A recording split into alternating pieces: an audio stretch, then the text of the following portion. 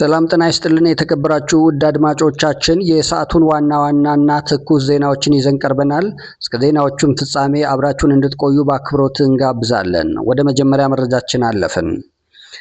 የእስራኤል የደህንነት ኃይሎች አዲስ የአየር መከላከያ መሳሪያ ማግኘታቸው ተሰማ። የተለያዩ ምንጮች እየዘገቡ እንዳሉት የእስራኤል መንግስት ካለፉት የኢራን አሜሪካና ኢራን እስራኤል ጦርነት የተማረው የአየር መቃወሚያ ክፍተቶችን ለመዝጋት ሲል በአካሄደው አስቸኳይ ምርመራ አንድ የሌዘር ጨረር መሳሪያ ማግኘቱ እንዲሁ ተዘግቧል። በዝርዝር እንመለከተዋለን። በአጨቃጫቂው የኢራን የበለጸገ ዩራኒየም በባለፈው የአሜሪካ ድብደባ በተራራ ተጎምዶበት መቀበሩ የተነገረለት የኢራን የበለጸገ ዩራኒየም ዱካው የት እንዳለ እስራኤል አግኝቻለሁ ስትል ማስታወቋን አንድ የአሜሪካ ሚዲያ አጋለጠ። እንደ ሚዲያው ዘገባ ከሆነ የእስራኤል የደህንነት ኃይሎች እና የሞሳድ ክትትል የተደረገበት ይህ የበለጸገ ዩራኒየም መገኛው የት እንዳለ እስራኤል አግኝቻለሁ ብላ መረጃ አሾልካለች ሲል ይህ ሚዲያ ዘግቧል። የትና እንዴት የሚለውን በዝርዝር እንመለከተዋለን።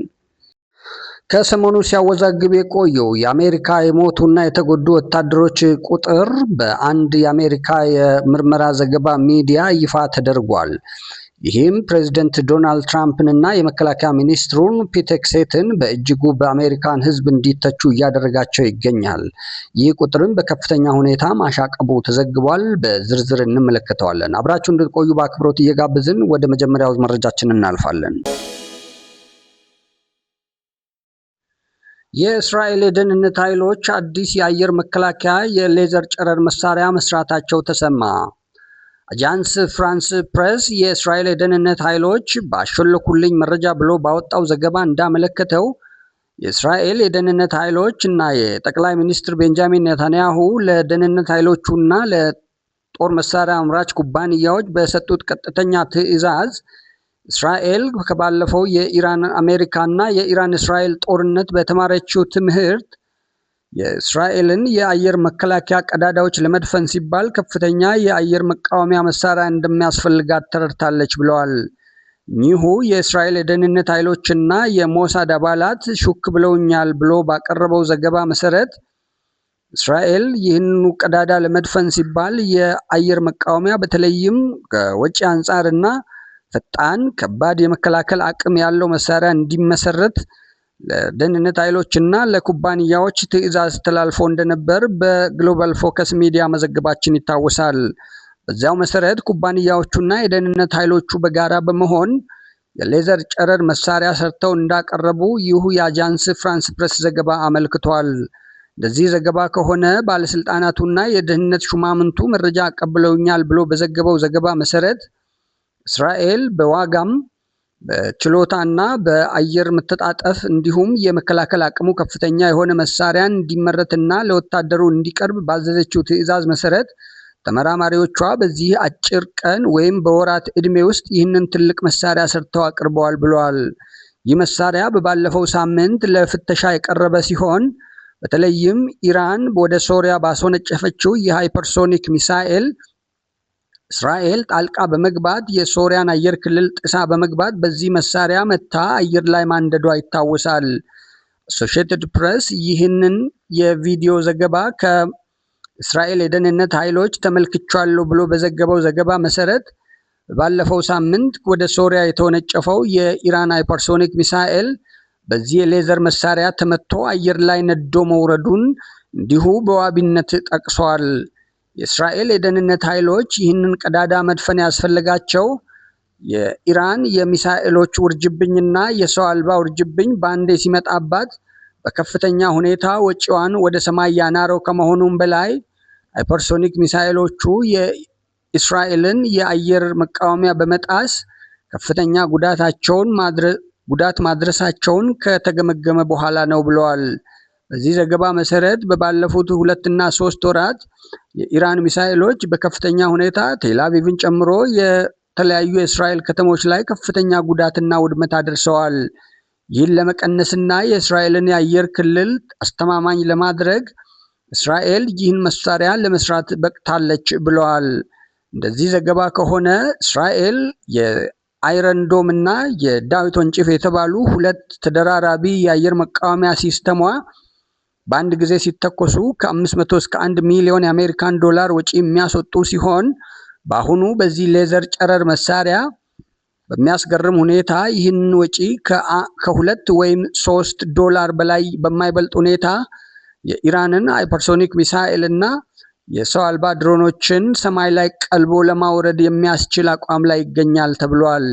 ለፍተሻ በቀረበበት በባለፈው ሳምንት በዚህ ፍተሻ ሙከራ ላይ በሶሪያ ምድር ላይ አንድዶ ያወረደው የሃይፐርሶኒክ ሚሳኤልን በዚህ ጉዳይ የሚሳካ ከሆነና እስራኤል ሙሉ ለሙሉ ፍተሻውን ጨርሳ ወደ መከላከያ ሚኒስትሯ የምታስገባው ከሆነ በኢራን ላይ ድል ለመቀዳጀት ጊዜው እንደሚቀርባት ይህ የአጃንስ ፍራንስ ፕሬስ ዘገባ አመልክቷል። እዚህ ሁኔታ ከወጪም አንጻር እንዲሁም በብሔራም ፍጥነት የሚምዘገዘግ ጨረር እንደመሆኑ መጠን በብዛት በአንዴ የሚለቀቁባትን የተለያዩ የአየር መቃወሚያ ሚሳኤሎችንና በተለይም የኢራን ሃይፐርሶኒክ እና እንዲሁም ሰው አልባ ድሮኖችን በብዛት ሲለቀቁ በቶሎ አየር ላይ ለማክነፍ እና ቶሎ ብሎ ለማጨንገፍ የሚያስችላት አቋም ላይ እንድትገኝ ያደርጋታል ብለዋል። በዚህ ሁኔታ የእስራኤል ተመራማሪዎች የሚሳካላቸው ከሆነ በዓለም የአየር መከላከያ ታሪክ ዝቅተኛ ዋጋ የሚያስወጣና በጣም በዝቅተኛ ደረጃ ከፍተኛ ዋጋ ያላቸውን ሚሳኤልና የጦር አውሮፕላኖችን የሚያወድም መሳሪያ ሆኖ ሊመዘገብ ይችላል ተብሏል።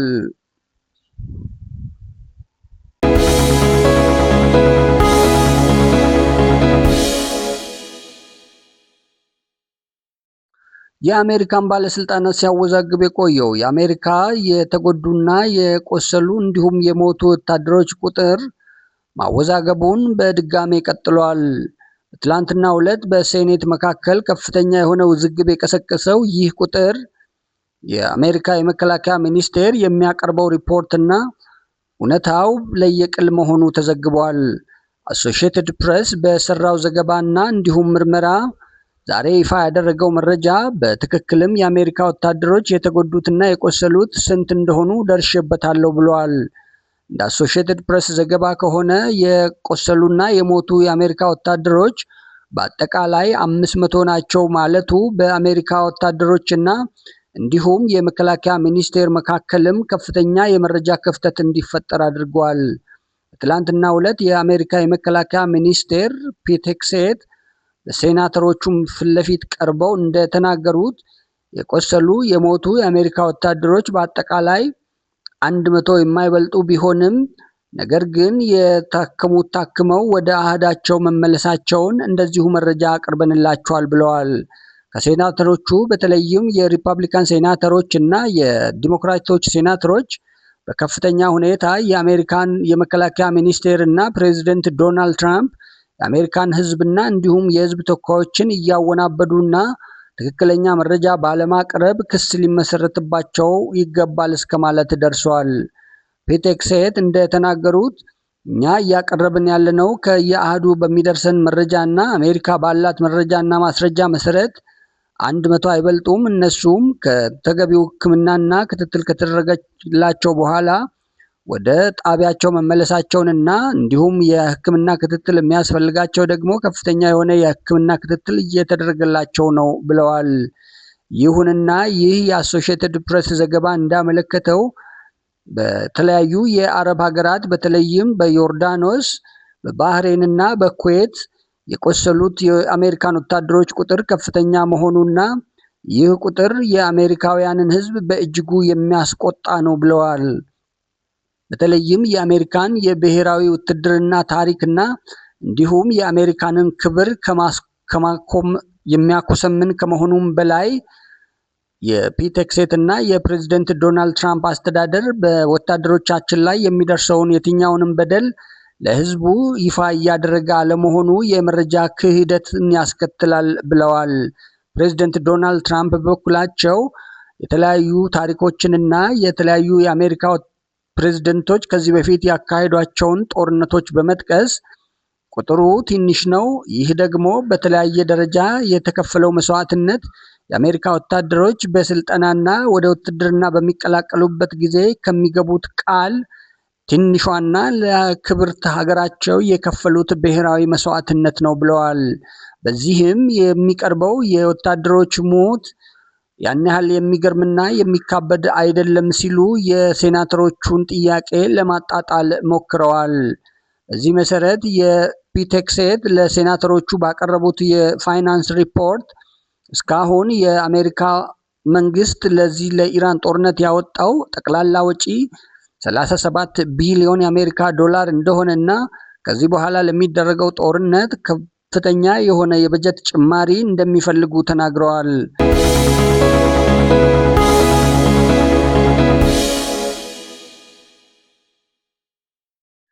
በሳውዲ አረቢያና የሀውቲ አማጽያን መካከል እየተበራከተ የመጣው የወታደራዊ ፍጥጫ ከጊዜ ወደ ጊዜ እየጨመረ መምጣቱን በአፍሪካ ቀንድና በቀይ ባህር ቀጠና ከፍተኛ ውጥረት እንዳነገሰ ተነገረ። ቢቢሲ በትላንትናው ዕለት የሳውዲ አረቢያን የውጭ ጉዳይ ሚኒስቴር ጠቅሶ እንደዘገበው በመካከለኛው ምስራቅ የፈነዳው ጦርነት ወደ ቀይ ባህር በመዛመት የሀውቲ አማጽያን በሳውዲ አረቢያ ላይ ከፍተኛ የተባለለትን ማዕቀብ መጣላቸውን እንዲሁ ዘግበዋል። በቢቢሲ ዘገባ መሰረት የሳውዲ አረቢያና የሀውቲ አንሰረላህ ከፍተኛ ወታደራዊ ፍጥጫ ከዛቻ በማለፍ በመርከቦች ላይ ከፍተኛ ጥቃት ለመሰንዘር ዝግጅቶች እየተደረጉ መሆኑን ገልጿል። እንደዚሁ ቢቢሲ ዘገባ ከሆነ በትላንትናው ዕለት የቻይናና የህንድ መርከብ ከሳውዲ አረቢያ ወደቦች ነዳጅ ጭነው ሲጓዙ መንገዳቸውን ትተው ወደ ግብፁ የሲዩዝ ካናል ማምራታቸውን የሎኬሽን ትራክን መረጃ በመጥቀስ ቢቢሲ በዘገባው አስታውሷል። ይህ ጉዳይ በዚህ ሁኔታ የሚቀጥል ከሆነ የሳውዲ አረቢያ እጅ ሽባ እንደሚሆንና በዓለም አቀፉ ገበያ የነዳጅ ዋጋ በከፍተኛ ሁኔታ እንደሚያሻቅብና ይህም መላው ዓለም ሰላሙን እንደሚያናጋበት የቢቢሲ ዘገባ እንዲሁ አመልክቷል። በአጠቃላይ የሳውዲ አረቢያና የሀውቲ አንሰረላ ጉዳይ በአጭሩ የማይፈታ ከሆነ ለዓለም ከፍተኛ ስጋት ከማሳደሩም በላይ ታላላቅ ሀገራትም ጭምር ወደዚህ ጦርነት ተስበው የሚገቡበት አጋጣሚ ይኖራል ተብሏል።